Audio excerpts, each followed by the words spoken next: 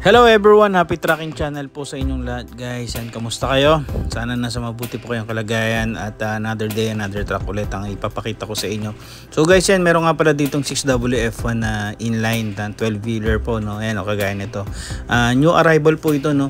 So regarding sa mga presyo guys, medyo pansin ko guys, medyo mataas na yung mga unit nila dito. Halos umabot na rin po sila ng mga 1.7 to 1.8 million yung mga inline na 6WF1.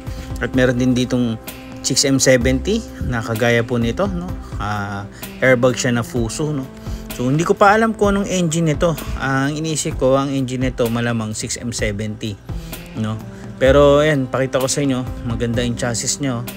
Ayan, nakikita nyo, no. So pwede natin to i-consider na magandang klase ang makukuha nyo na unit, no. Ayan po, ayan, kita nyo naman po, no. So mga basic lang naman po ang ating papakita, pero mas maganda pa rin po is actual inspection nyo po. Ito din mga kanyang mga solera, no, mga secondary. So dito sa part na to guys, yan, nakikita nyo, una akala ko steel flooring siya, pero ano po siya, mukhang wood type flooring. Ayan, may karga pang mga truck. Ayan, wood type flooring siya. Kung kailangan yung gawing metal flooring, pwede nyo naman po pabago yan. Dito naman sa may kabilang side, ayan, ito di pa rin siya yung halos ordinary lang siya na 12-wheeler wing band. Pero kadalasan po sa mga 12-wheeler wing band, yung mga tawag na dito po yung mga high cube, no.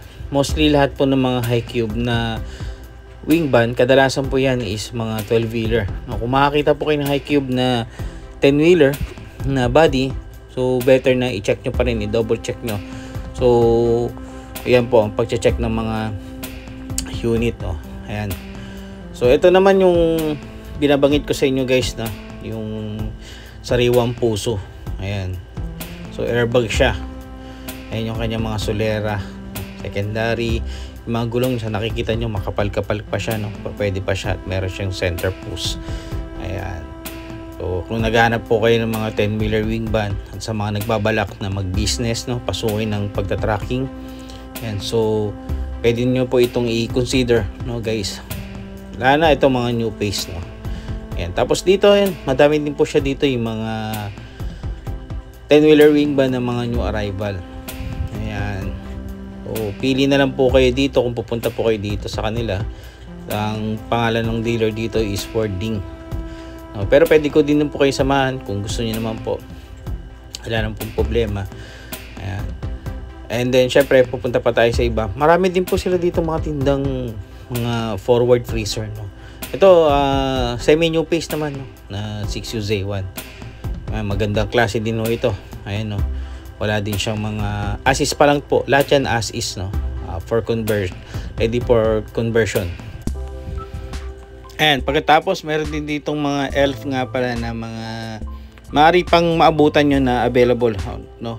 Ito nga pala to mga Euro 5. Ito nga palang mga Euro 5 na to. Alam ko itong mismong Euro 5 na yan, may nagmamay-ari na rin po niyan. Tapos yung elf niya dito, mga freezer, merong 14, 12, saka 16 feet. Lahat po yan is 4JJ1 ang engine naman, no. So standby lang sa ating channel guys, at marami po siyang ganitong klase, no, mga elf na 4JJ1. At gaya ng tinutukoy ko is meron din mga Euro 5. So maraming salamat guys sa panonood nyo. Standby lang para sa new upload na ating mga video. Maraming salamat sa suporta. Happy tracking channel everyone. Thank you, bye bye, and God bless.